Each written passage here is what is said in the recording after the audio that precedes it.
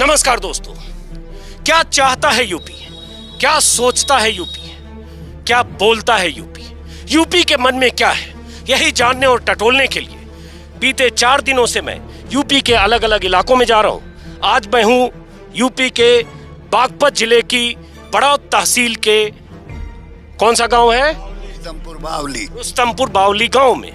और बागपत बहुत अहम है।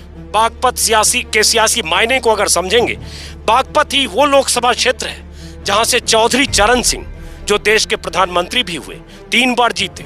उनके बेटे चौधरी अजित सिंह 6 बार जीते लेकिन हारे भी। और बागपत पर अभी बीजेपी का लगातार 2 बार कब्जा है। और जो ये बड़ौत इलाका है, बड़ौत तहसील, जिसमें 3 विधानसभा क्षेत्र हैं आसपास में, इन विधानसभा क्षेत्रों पर बीजेपी का कब्जा है।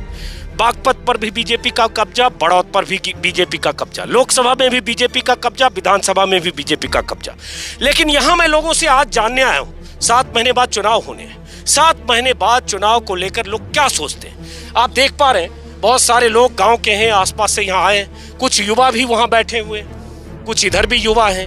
इन सब से जानूंगा, समझूंगा, और जो मैं समझूंगा शायद आप भी समझेंगे, क्योंकि सब यही जानना चाहते हैं क्या सोच रहा है यूपी। और इस बात से, संवाद से शायद आपको कुछ बात समझ में आएगी। क्या मुद्दे हैं इनके लिए, क्या वो बात है जिसको ध्यान में रखकर, जिसको जहन में रखकर 6 या 7 महीने बाद होने वाले चुनाव में मतदान करेंगे।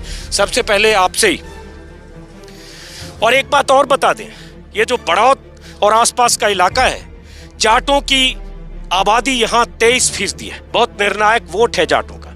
मुस्लिम भी 18-19% मुस्लिम है, बाकी जातियां भी हैं, दलित भी हैं, लेकिन हाँ, जाटों की बहुतायत है। तो इसलिए आसपास के इलाके को जाटलैंड भी कहा जाता है। सतपाल सिंह भी जाट हैं, चौधरी अजित सिंह भी जाट हैं, उन्हें हराया सोमपाल शास्त्री ने एक बार, वो भी जाट। तो इसलिए यहाँ जाट फैक्टर बहुत मायने रखता है। जाट, किसान और क्या मुद्दे। सबसे पहले, चूंकि 7 महीने बाद चुनाव होना है, तो क्या चाहते हैं आप लोग, क्या चाहता है यूपी? यूपी ये चाहता है, ये सरकार में बदलाव चाहता है। पहले जो सरकार थी उनसे तंग आके इनको ले आए थे, इन्होंने तो ऐसा काम कर दिया कि ये उनके भी फुप्पा पाए, बिल्कुल धरती में मिला दिया। किसान तो मिला ही दिया कि पूरा देश ही मिला दिया। पहले सरकार में बिजली का बिल 450 रुपये था, घरेलू बिल 2 महीने का। अब देखो क्या हालात हो रहे हैं। ट्वेल का बिल जो है बहुत कम था, 24,000-25,000 रुपये साल में जाते हैं। तेल पर देख लो, किसान मतलब कहाँ तक तेल घलवाओगा। 100 रुपये 90 रुपये ये तेल जा रहा, कहाँ तक किसान करेगा। रही गन्ने के पेमेंट की बात, मोदी जी आए थे बड़ौत में 14 में, इस हाथ गन्ना इस हाथ पैसा। आज तक जो पहली सरकार थी उनसे भी 72 पेमेंट हो गया किसान का। मजदूरी बढ़ गई, किसान कहाँ तक क्या करेगा, अपने बच्चों का फीस कहाँ से देगा, कहाँ से करेगा। एक ये बीमारी है, इसमें जो है कोरोना में देश बिल्कुल बर्बाद कर दिया, लूट कर खा गए सारे देश को। क्या नाम है आपका? सतपाल सिंह है जी। सतपाल सिंह ने जो बात कही, एक खास बात है कि जो गन्ना किसान बार बार बात करते हैं मोदी के हवाले से, कि मोदी ने वादा किया था 14 दिनों में गन्ना के किसानों को भुगतान होगा, वो उनका वादा रैली बड़ौत में ही हुई। ये बात वो कह के गए थे, इसलिए बड़ौत मायने रखता है। तो आपने अपनी बात कही, अब जरा बुजुर्ग और बाकी लोगों से भी, आपके हिसाब से क्या मुद्दा है यहाँ मुद्दा एप्लीकेशन ऑफ दी, जो इन्होंने वो योजना बनाते हैं उनका एप्लीकेशन सही नहीं, योजना सही है लेकिन एप्लीकेशन सही नहीं है। A to Z। जैसे जो है कोई भी हो, ये क्राइम कम हो गया लेकिन जो है करप्शन बढ़ गया। जगह बिजली ज़्यादा देने लगे लेकिन बिल बढ़ गया। तो इनका जो है एप्लीकेशन सही नहीं है।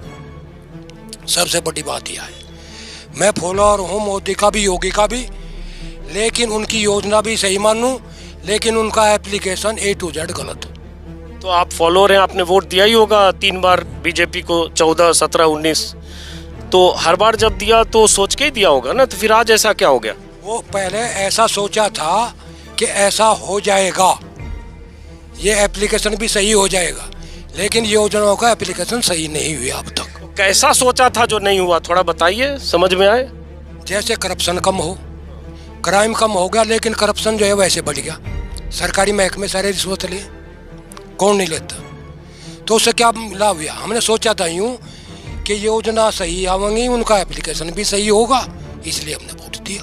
लेकिन सरकार तो कह रही है कि करप्शन फ्री हो गया, दंगा मुक्त हो गया, माफिया मुक्त हो गया, अपराध मुक्त हो गया, सब कुछ कागजों में हो जाए, समाचारों में हो जाए, धरातल पर अगर होगा तो उसको हम मानेंगे, अगर धरातल पर नहीं होगा कागजों में होता रहो। तो अभी जो चुनाव होना है तो क्या सोचकर वोट दोगे अब? हम यही बात सोच कर वोट देंगे। हमें ये सोचना पड़ेगा आगामी जो सरकार जो उन्हें कहीं बदलाव चाहिए कि वो क्या कर सकती है। ऐसा तो नहीं कि पिछला सम्मत हमेशा अच्छा को आ जा, कभी यही अच्छे को आए जा। तो इसमें सोच विचार करना पड़ेगा। आप क्या सोचते हैं, आपके लिए क्या मुद्दा है यहाँ? मुद्दे तो कई तरह के हैं। एक तो मुझे दिक्कत मैं महसूस करता हूँ कि जो हमारी सरकार होती है, सरकार का काम है हर किसी के को संभाव हिसाब से देखना, उनकी जो सुविधाएं हैं उनको सही स्तर पर उनको मिलती रहें। पर ऐसा नहीं है कि यहाँ सरकार भी ऊंच नीच, छोटा बड़ा, गरीब अमीर, तो इस तरह की जो प्रक्रियाएं अपनी जनता के बीच में विभेदकारी शक्तियाँ ले आए तो वो खतरनाक है।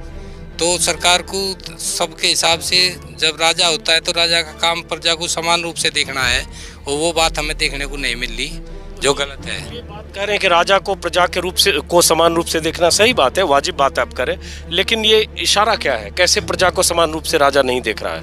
नहीं देखने को हम देख रहे, हिंदू मुस्लिम की बात करते थे, फिर करते करते ऊंच नीच, छोटा बड़ा, अगड़ा पिछड़ा, तो ये ठीक नहीं है।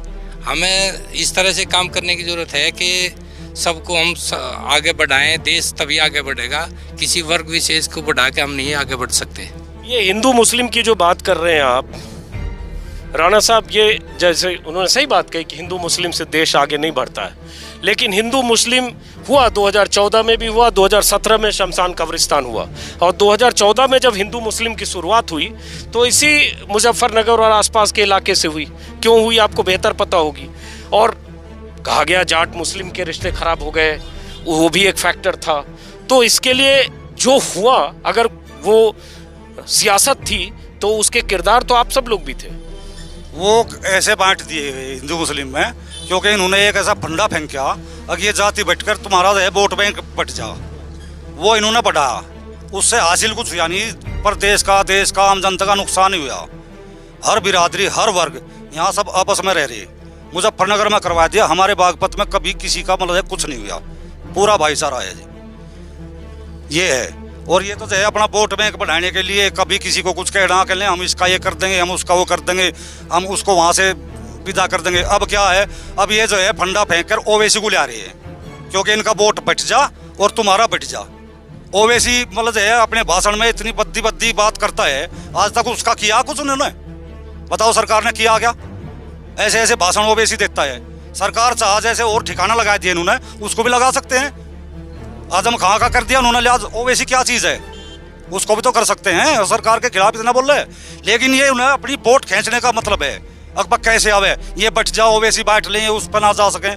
ये है, ये देश की प्रदेश की आम जनता के लिए कोई भी ध्यान देने वाले नहीं है। तो ओवैसी तो अपना चुनाव लड़ने खुद आ रहे हैं, बिहार में भी गए। ओवैसी को बीजेपी थोड़े ला रही है, वो तो उनका एजेंट है जी, उनका एजेंट है वो।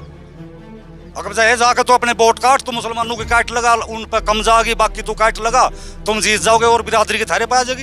काम करने के लिए इनके पास कुछ नहीं है। अब गन्ने की बात है, अब गन्ने की बता दो आपको, यहाँ गन्ना बेल्ट है, इसी से गुजारा है किसानों का। पिछले साल का जो हमने गन्ना डाल दिया, उसका मात्र 20 दिन का पेमेंट आया अब तक। 15 दिन में एक पर्ची का पेमेंट आए, 8,000 रुपये आ गए। 8,000 रुपये में देख लो घर चल जाएगा।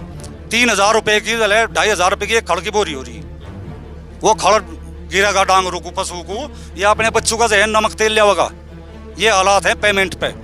बात करते हैं किसानों की, कैसा है। ये बताओ, मैं यहाँ एक दो लोग बीजेपी सपोर्टर भी, उनसे भी पूछता हूँ, लेकिन भाई आपके इलाके के सतपाल सिंह असरदार सांसद हैं, मंत्री रहे, सब कुछ है, तो और गन्ना मंत्री तो इसी बेल्ट के हैं आसपास के, तो ये बात आपकी सुनी क्यों नहीं जा रही है? सरकार कह रही है 1,40,000 करोड़ हमने गन्ना का बकाया रिलीज किया और सबसे अधिक रिकॉर्ड रिलीज किया, और आपको कुछ हर समय आप लोग रोना रोते हो, ऐसा सरकार का कहना है कि आप लोग किसान यूनियन राकेश टिकैत के बहकावे में ये सब बातें करते हो। ये जो आंकड़ा में बता रही है, ये जो सहकारी निगम की फैक्ट्री है, ये उनका आंकड़ा बता रही है। प्राइवेट मिल कितने हैं यूपी में, उनका भी तो दायित्व है, वजह है उनके, वो भी तो उन्हीं के अंडर में आते हैं, उनका भी कराओ, उनका भी 50%, 60%, 85% करावें, तभी तो आंकड़ा देंगे।